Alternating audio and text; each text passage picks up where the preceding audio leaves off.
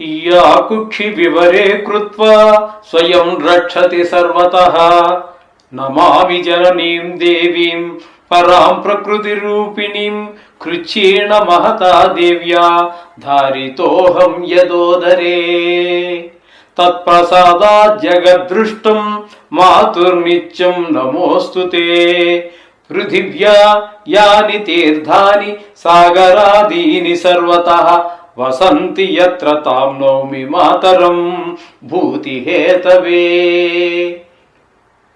మాతృదేవో భవ. వృషభ రాశి వారికి ఫిబ్రవరి నెల 2026 సంవత్సరంలో గోచార ఫలితాలు ఏ విధంగా ఉంటాయో సశాస్త్రీయమైన పద్ధతిలో తెలుసుకునే ప్రయత్నం చేద్దాము. ఇక్కడ వృషభ రాశి వారికి ద్వితీయ స్థానంలో గురు సంచారం జరుగుతున్నది. ద్వితీయ స్థానంలో గురు సంచారం అనేటటువంటిది చాలా చక్కటి ఫలితాలన్నీ ఇస్తూ ఉంటుంది. ధనానికి లోటు రాకుండా ఈ నెల రోజులు మిమ్మల్ని ఆయన కాపాడుతూ ఉంటాడు. అలాగే మాట విషయంలో తొందరపడి ఎవరిని తోలనాడటం కానీ, కఠినం మాట్లాడటం కానీ, మాట ద్వారా ఎవరిని నొప్పించడం కానీ ఇటువంటివి ఏమీ ఉండవు. సమయానికి తగినట్టుగా, సమయానికి తగినంత మాత్రమే అదే మృదువుగా మాట్లాడటం, ఇట్లాంటి లక్షణాలన్నీ కూడా ద్వితీయ స్థానంలో ఉన్నటువంటి గురువు వల్ల మనకు లభ్యమవుతూ ఉంటాయి. అలాగే కుటుంబం కూడా అంతా కూడా ఆహ్లాదకరంగా ఉండేటువంటి పరిస్థితి ఉంటుంది ఈ నెల రోజులు కూడా, గురువు ఇక్కడ ఉన్నంతకాలం కూడా. అది గమనించుకోవాలి. ఇక అంచేత మీకు పూర్తి శుభుడే నెల రోజులు కూడాను. అట్లాగే చతుర్థ స్థానంలో కేతుగ్రహ సంచారం జరుగుతున్నది. కేతుగ్రహ సంచారము చతుర్థ స్థానంలో వాంఛనీయము కాదు.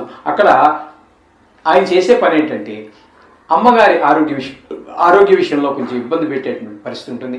అలాగే విద్య విషయంలో ఇబ్బంది పెట్టే పరిస్థితి ఉంటుంది. భూమి, గృహము, వాహనాలు ఇట్లాంటి విషయాల్లో మన స్వభావం కూడా మనకు ఎప్పుడు ఉన్నట్టుగా కాకుండా కొంచెము భిన్నంగా నడుస్తూ ఉంటుంది మన స్వభావం కూడా. ఆ విధమైనటువంటి పరిస్థితి అంతా కూడా ఇక్కడ చతుర్థ స్థానంలో ఉన్నటువంటి కేతుగ్రహం వల్ల మనకు లభిస్తున్నాయి. అంటే కేతువు మనకి అనుకూలమైన ఫలితములు ఇవ్వటం లేదు. అర్థమైంది కదండి. ఇప్పుడు మనం తీసుకున్నట్టయితే 9వ స్థానంలో రవి 14 రోజుల పాటు సంచారం చేస్తున్నారు మకరంలో. 9వ స్థానం అంటే మకరం అవుతుందండి. ఇక్కడ ఈ మకరంలో మకర సంక్రాంతి ఆ రోజునే అవుతుంది, 14వ తారీఖు. ఆ 1 నుంచి 14 వరకు రవి ఇక్కడ భాగ్యస్థానంలో ఉంటారు. భాగ్యస్థానంలో ఉన్నటువంటి రవి అనుకూలమైన ఫలితములను ఇవ్వజాలరు. అయితే ఆయన తండ్రి గారి ఆరోగ్య విషయంలో కానీ, అలాగే దానాలు, ధర్మాలు, గుళ్ళు, గోపురాలు, యాత్రలు ఇట్లాంటి వాటికి మనకు అవకాశం ఉండదు.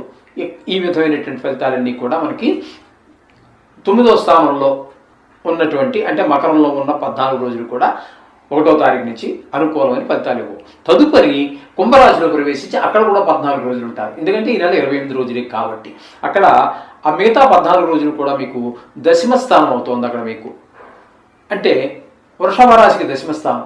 10వ స్థానంలో ఉన్నప్పుడు వృత్తిపరంగా మీకు మంచి అభివృద్ధిని ఇస్తారు ఆయన. అలాగే ఆరోగ్య విషయంలో బాగా ఇస్తే ఆరోగ్యం బాగుంటుంది. అలాగే మీకు దశమ స్థానంలో ఉన్నప్పుడు ఆ 14 రోజులు కూడా మీకు చక్కటి ఫలితాలన్నీ కూడా వృత్తిపరంగాను, అధికారపరంగాను, అలాగే అన్ని ఆర్థిక పరంగాను అన్ని విషయాలుగా కూడా మీకు అభివృద్ధిని కాశిస్తారు. అంటే సగం రోజులు అట్లా, సగం రోజులు ఇట్లా ఉన్నారు రవి. ఇకపోతే బుధుని గురించి తీసుకున్నట్టయితే భాగ్యస్థానంలో 2 రోజులు మాత్రం సంచారం చేస్తున్నారు. ఆ 2 రోజులు భాగ్యస్థానంలోనూ కొన్ని తండ్రి గారి విషయంలో, గుళ్ళు, గోపురాలు ఈ విషయాల్లో కొంచెం ఇబ్బంది కలగజేస్తారు. రవి ఇచ్చిన ఫలితాలనే ఆయన కూడా ఇవ్వబోతున్నారు. తదుపరి ఆయన దశమ స్థానంలో 26 రోజుల పాటు అంటే అలా చివరి వరకు అక్కడ సంచారం చేస్తూ ఉన్నారు. ఆ దశమ స్థానంలో బుధుని యొక్క సంచారం వృత్తిపరమైనటువంటి బాగా డెవలప్మెంట్, మీకు అభివృద్ధి బాగా కనిపిస్తుంది. అది ఎప్పుడైతే కనబడిందో అభివృద్ధికి, వ్యాపారంలో ధనానికి లోటు ఉండదని అర్థం. ఈ విధంగా వృత్తిపరమైనటువంటి చికాకులు ఏముండవు.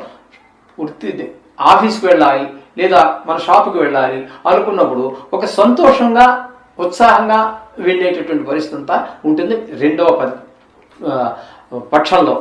అంటే 26 రోజుల పాటు ఇంచుమించుగా మీకు దశమస్థాన సంచారం అంత ఫలితాలు ఇస్తూ ఉంటుంది. అంటే ఇంచుమించుగా 2 రోజులు తీస్తే నెలంతా అనుకోండి పూర్తిగా అంత శుభ ఫలితాలు ఇస్తూ ఉన్నాడు. రవి 14 రోజులు ఇస్తే బుధుడు 26 రోజుల పాటు మంచి ఫలితాలు ఇస్తూ ఉన్నారు. ఇక కుజుని కనుక తీసుకున్నట్టయితే భాగ్యస్థానంలో 9 రోజులు ఉంటారు. ఆ భాగ్యస్థానంలో తదుపరి ఆయన 6 రోజుల పాటు దశమ స్థానంలో అంటే కుంభంలో ప్రవేశిస్తారు. అక్కడ ఈ 2 చోట్ల కూడా అంటే భాగ్యస్థానంలో కానివ్వండి, దశమ స్థానంలో కానివ్వండి ఆయన శుభ ఫలితములను ఇవ్వజాలరు. రెండు చోట్ల ఇబ్బందులే, వృత్తిపరమైన వ్యాపారపరమైన ఇబ్బందులు. ఇక్కడ 9వ స్థానంలో ఉన్నప్పుడు గుళ్ళు, గోపురాలు, తండ్రి గారి ఆరోగ్య విషయాల్లోనూ, ఆ వయసులో ఉన్నటువంటి వారి పెద్దవారు ఎవరైతే ఇంట్లో ఉన్నారో వారికి అందరికీ కూడా కొన్ని అనారోగ్య సమస్యలు ఉద్భవిస్తూ ఉంటాయి. ఇకపోతే శుక్రగ్రహం యొక్క సంచారం తీసుకున్నట్టయితే 9, 10 స్థానాలలో సంచారం చేస్తూ ఉన్నారు. భాగ్యస్థానంలో చేసేటప్పుడు వీటికి ఇప్పుడు మనం చెప్పుకున్నాం కుజుడి గురించి, దీనికి భిన్నమైనటువంటి ఫలితాలు. 9వ స్థానంలో ఉన్నప్పుడు తండ్రి గారి ఆరోగ్యాన్ని ఆయన పాడు చేయడానికి చూస్తూ ఉంటే ఆయన ఆరోగ్యాన్ని బాగుండడానికి ఈయన ప్రయత్నం చేస్తూ ఉంటారు. అలాగే దానాలు, గోపురాలకి వెళ్లకుండా ఆయన ఆపుతూ ఉంటే ఈయన వెళ్ళడానికి మీకు మనం ప్రోత్సహిస్తూ ఉంటారు శుక్రగ్రహం. ఇక్కడ 5 రోజులే ఉంటారు. తదుపరి ఆయన 10వ స్థానంలో ప్రవేశిస్తారు. 10వ స్థానంలోకి వెళ్ళాక తప్పకుండా చెప్తున్నాం కదండి, ఆ శుక్రగ్రహం అనుకూలమైన ఫలితాలు 23 రోజులు ఉంటుంది. అక్కడ దశమ స్థానంలో ఉన్నారు కాబట్టి వృత్తిపరంగా చాలా అభివృద్ధిని ప్రసాదిస్తారు శుక్ర భగవానుడు. ఈ విధంగా అక్కడ మీకు ఇంకొకటి ఏంటంటే దశమ స్థానంలో రాహుగ్రహ సంచారం జరుగుతోంది. ఈ రాహుగ్రహ సంచారం ఇది దశమ స్థానంలో జరగటం వల్ల ఈయన కూడా వృత్తిపరమైనటువంటి ఇబ్బందులు కలగజేస్తూ ఉంటారు.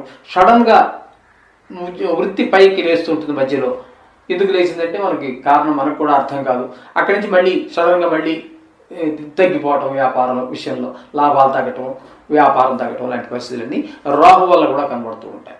ఇకపోతే శని భగవానుడు నెలంతా కూడా పూర్తి సహకారాన్ని అందిస్తారు. ఏకాదశి స్థానంలో ఉన్నారు కాబట్టి ఆయన ధనానికి లోటు లేకుండా మీకు చూస్తారు చక్కగా. అలాగే ఏ వ్యవహారం మొదలెట్టిన అందులో మీ యొక్క నైపుణ్యం కనిపిస్తూ ఉంటుంది.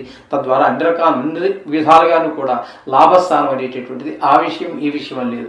ఏ విషయంలోనా లాభ నష్టాలు అంటే అన్ని డబ్బుని కాదండి, ఒక పని చేసి వచ్చాను మనకు కలిసి వచ్చింది, లేకపోతే ఎప్పటికెప్పుడు పని చేయాలి. ఆ విధంగా మనకి శని భగవాను యొక్క సంచారం ఏకాదశి స్థానంలో చాలా సుఫలితాలు ఇస్తుంది. ఈ విధంగా మొత్తంగా మనకి ఈ విధమైన ఫలితాలన్నీ మనకు గోచరించబోతూ ఉన్నాయి. కాబట్టి ఇక్కడ మనం చెప్పుకోవలసి వచ్చినట్టయితే గురువు అనుకూలంగా ఉన్నాడు, శని అనుకూలంగా ఉన్నారు పెద్ద గ్రహాలలో. అలాగే ఈ చిన్న గ్రహాలలో రవి పూర్తిగా అంటే 14 రోజుల పాటు అనుకూలంగా ఉన్నారు. బుధుడు అనుకూలంగా 26 రోజుల పాటు, అంటే సుమారుగా నెల అనుకోండి.